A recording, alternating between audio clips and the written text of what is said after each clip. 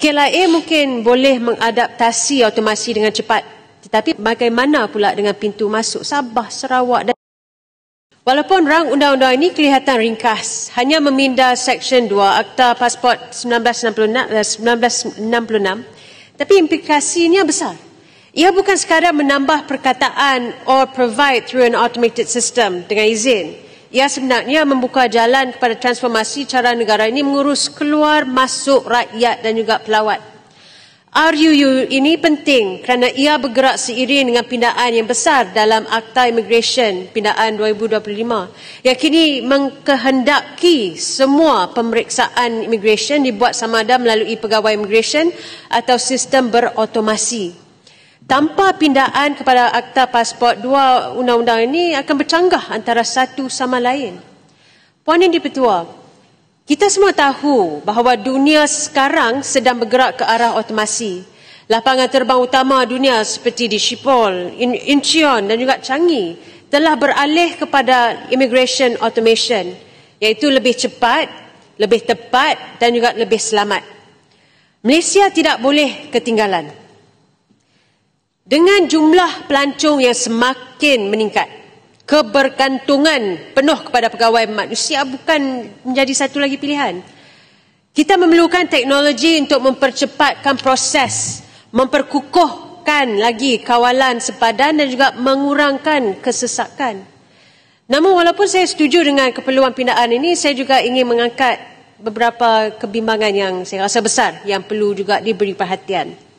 Iaitu yang pertama, kebergantungan kepada sistem otomasi tanpa pelan sandaran yang kukuh. Kita dah pun lihatnya contoh-contoh di lapangan. E-gate KLIA rosak beberapa jam dan tiba-tiba ratusan orang terkandas. Kita tidak mahu menjadikan otomasi sebagai cara rasmi mengemukakan pasport, tapi walaupun kita mahu, kita mesti pastikan bahawa pelawat dan juga warga negara tak terseksa akibat kegagalan teknikal. Otomasi tidak boleh berjalan tanpa pelan kecemasan yang jelas. Jadi yang kedua, risiko keselamatan identiti dan data. Sistem otomasi biasanya berasaskan pengecaman wajah, data biometrik dan juga maklumat sensitif yang lain. Jadi soalannya, bagaimana kita memastikan bahawa data ini tidak dicuri, tidak digodam ataupun tidak disalahguna?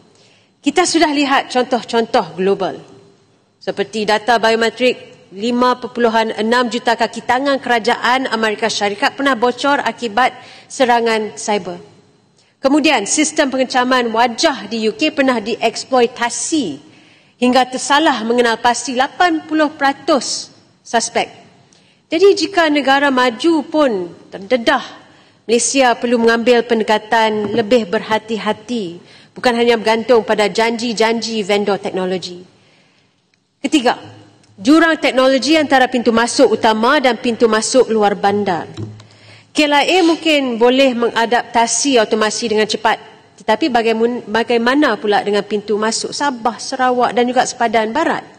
Adakah sistem ini mampu dilaksanakan secara seragam? Dan inilah key point dengan izin, seragam. Kita tidak mahu keadaan di mana keselamatan negara hanya kukuh di Kuala Lumpur tetapi longgar di pintu masuk lain kerana kekangan infrastruktur. Jadi maka Puan Yang di-Pertua, saya ingin mengemukakan 3 soalan sekali lagi pada Yang Berhormat Menteri.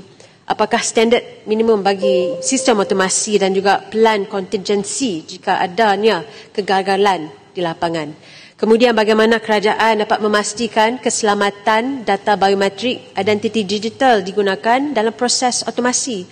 Dan seterusnya, adakah kerajaan bercadang untuk melaksanakan otomasi secara berfasa dan juga pelan untuk memastikan bahawa pintu masuk di luar bandar tidak tertinggal? Puan Yang di-Pertua, RUU ini cukup penting. Ia akan memodernkan sistem immigration kita dan meletakkan Malaysia setanding dengan negara yang lebih maju. Tetapi jika kita mahu otomasi, kita mesti pastikan ia selamat, stabil dan juga adil untuk semua. Kerana keselamatan negara bukan hanya tentang siapa yang kita benarkan masuk, tetapi juga bagaimana kita melindungi rakyat sendiri dalam proses itu. Jadi sekian, terima kasih. Bukit Bendera.